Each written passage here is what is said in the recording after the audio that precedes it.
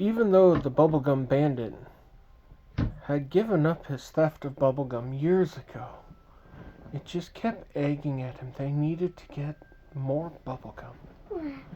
And this was a time that you couldn't just get the ingredients for bubblegum yourself. It was a luxury.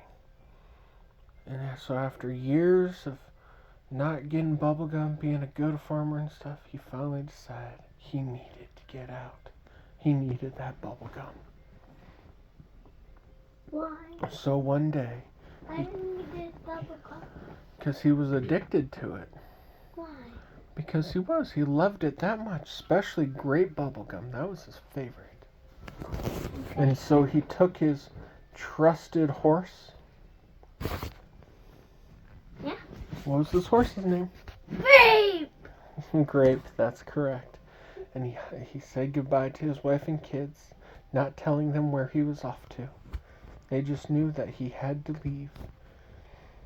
And he started riding. And first he went north, then he went south, then he went north again, but then he went east, then west. And before he knew it, he had no clue where he was. But he came upon a town. And in that town, there was a general store. In that general store, when he was wandering around, you'll never guess what he found. What? What do you think he found? Bubblegum! And guess what flavor it was? Grape. Grape. And so he walked up to it. He's looking at the bubble gum, and his mouth starts just to drool. And he looks at the shopkeeper and goes, "How much for the bubble gum?" And the shopkeep looks at him and goes, "It's 25 cents for a pack." The bubblegum bandit just thought, "I have money, but will it taste as good if I pay for it versus when I used to steal it?" So the bubblegum bandit looks down and goes, "How many packs do you have?" And the shopkeep goes, 24. Bubblegum bandit's mouth is just watering, just craving that bubblegum again. He looks at the shopkeep and he goes, "Give me 4 packs of grape bubblegum." And he slams his dollar bill down on the floor, on the counter. And the shopkeep hands him the 4 packs. And he goes, "Yeehaw!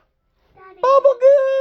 Daddy, that's loud. As he ran out the store, jumped on his old steed Grape, and they rode out of town if they had acting like they had stolen or robbed the bank. And they went riding. Before they finally slowed down, the bubblegum bandit stops and goes, "What am I doing? I paid for this." And he grabs it and he opens up a piece and he gently puts it in his mouth. And he starts chewing it, and he goes, "Oh, I've missed this so much." And then his faithful horse Grape goes, "Hee, hee." He goes, "Don't worry, I will never forget about you." So he pops open another piece of gum, he hands it to his horse, and his horse started eating it too. And before you knew it, they were through a whole pack of bubble gum. And they're just sitting there relaxing, eating the bubble gum. Finally, the bubblegum bandit goes, "Grape, we've been gone for 4 days. And I don't even know where we are. And we just left the only town. And we didn't even ask for directions." And then the bubblegum bandit remembered once again that he paid for the bubblegum, so he can go back to town. It's okay. And he's lost. So, yeah, so he is lost. So he hops back on his horse and rides back into town. A few hours later, and he goes back into the shopkeep and goes, "Do you still have any of that bubblegum?" And the shopkeep goes, "Yeah." He goes, "How much if I buy a bunch of bubblegum? Do I get a discount?" And the shopkeep goes, "Oh, you must really, really like your bubblegum." And the bubblegum bandit goes, "You have no clue." And the shopkeep goes, "Tell you what. If you buy all that I have left, you can have it for 20 cents a piece." And so bubblegum bandit says, "I will buy all that you have." And then the shopkeep looks at him and goes, "You're not from around here." He goes, "No, I'm actually kind of lost." And the bubblegum bandit mentions his hometown, and The old shopkeeper starts to laugh and he goes, I'm actually from there. You're not that far off. You just got turned around. You just need, it's high noon right now, so you just need to head south. And in 2 days, or in 1 day, you'll cross the big river, and then 2 days, you'll be back home. He said, oh, thank you so much. And the shopkeep goes, no, you must know Jimmy and Betty Lou. And he goes, I do. They're neighbors. He goes, would you bring them a gift for me? It's because they just got married. He goes, yes, they did. I couldn't make it to their wedding. Could you take this to them? He goes, of course I will.